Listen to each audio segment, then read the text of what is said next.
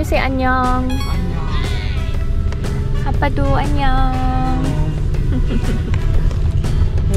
Annyeong! Hi everyone! Welcome back to my channel. This is Pinay Mom in South Korea. It's snowy day again.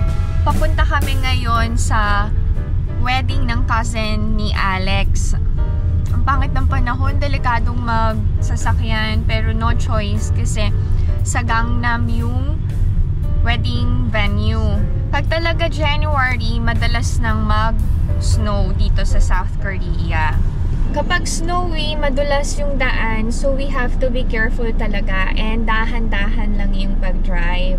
Ang tagal din namin hindi umattend ng wedding kasi bihira nang nagpapakasal dito sa Korea, and kahit snowy, we have no choice but to attend kasi first cousin ni Alex yung ikakasal and kapatid na babae ni Abuji yung nanay nung ikakasal. Very close yung family namin.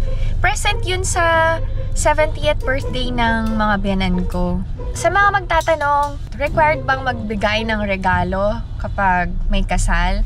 Yes, hindi uso yung mga material na bagay na ibinibigay. Usually cash gift talaga yung binibigay namin. So, nung bagong-bago ako dito sa Korea, ang pinakamababang bigayan per person was 30,000 won. Tapos, syempre, tumaas na ng tumaas. Ang pinaka minimum na yung 50,000 to 100,000 won kung mag-isa kang a-attend. Tapos, kapag close relatives yung magbibigay ng regalo and tita, tito, mga ganyan, usually, nagbibigay sila ng 1 million won, ganyan. Sinabi lang ni Omoni na 1 million won yung binigay nila. Tapos kami, 4 kami, so medyo malaki yung ibibigay din namin. Hindi kailangan bilhan ng mga kung ano-anong regalo yung mga kinakasal. Cash gift lang, sapat na. Tapos alam nyo ba, parang may hihiya ka na hindi talaga magbigay ng cash gift. Kasi nililista yung pangalan ng mga attendees, tapos kung magkano yung binigay. Meron talagang designated na person sa side ng lalaki and sa side ng babae. Para malaman nila and makapag-thank you ang kinasal sa mga bisita. Para lang may idea kayo kung ano yung style ng kasal dito sa Korea. Maya-maya pagdating dun sa wedding hall, ipakita ko sa inyo, ha? So, umattend na din kayo ng kasal. Total family naman namin kayo to Neresens. Saan lang kayo?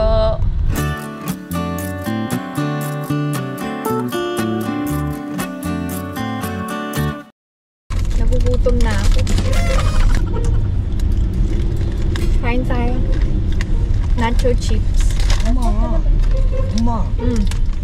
Ang pagkain sa kasal, buffet yon. Pwedeng buffet ng sushi, meat, at kung ano-ano pa.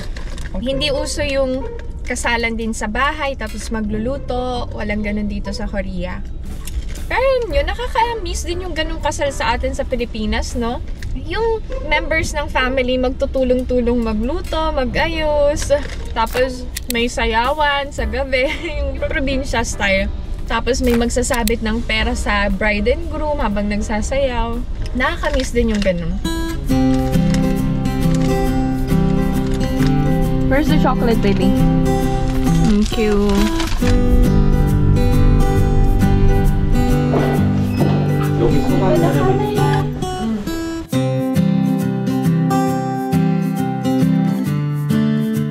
May available na sobre dito. And meron na ding sign pen. Susulatan ng pangalan. As iba yung sa side ng lalaki at sa side ng babae. Sulat. So may attendance. Thank you. Annyeong gomo. 안녕하세요. 인사해야지. 건강. 축하해. Congratulations. 고모 안녕하세요. 고모 이쁘다. 와, 한복 네일. 인사해야지. 빨리 인사해야지.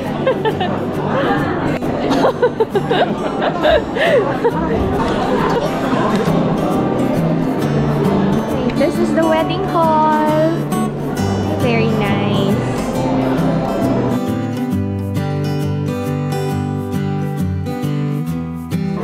You don't bride's face. Ngayon lang talaga namin nakita.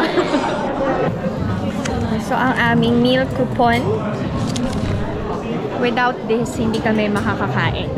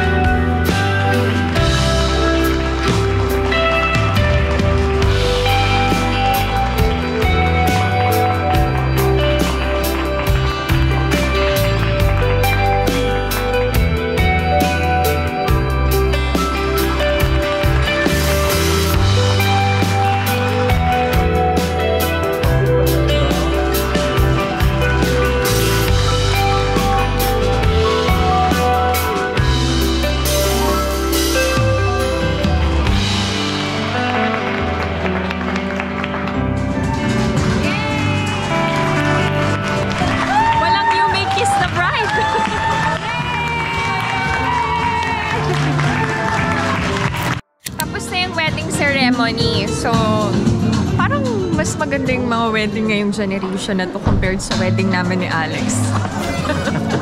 Ina pa, let's get married again. Okay. Yung kiss the bride for picture taking, dun sila nag-kiss-kiss. Siyempre, hindi mawawala ang picture taking. Parang ako yung pinipicture. Nakasmile din.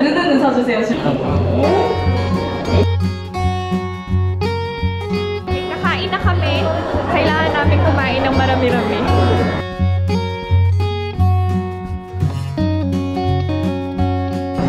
I like this.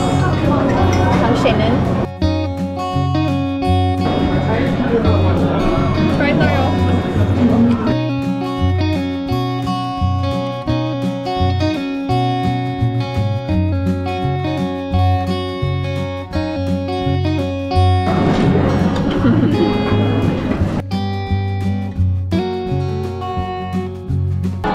축하합니다. 축하합니다.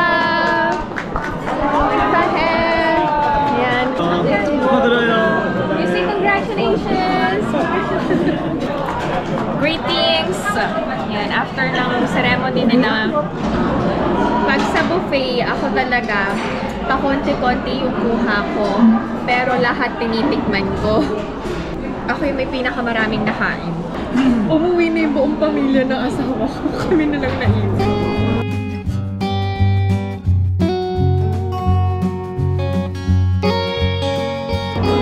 Anyway, yan.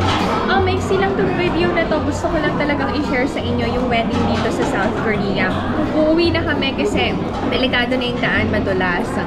So, thank you so much to netizens sa pagsama sa amin ngayong araw na to. And sana nagkaroon kayo ng idea kung paano gawin yung kasal dito sa South Korea. If you enjoyed watching this video and new to my channel, please consider subscribing, like, and share. Pinay Mom in South Korea. Stay safe, everyone.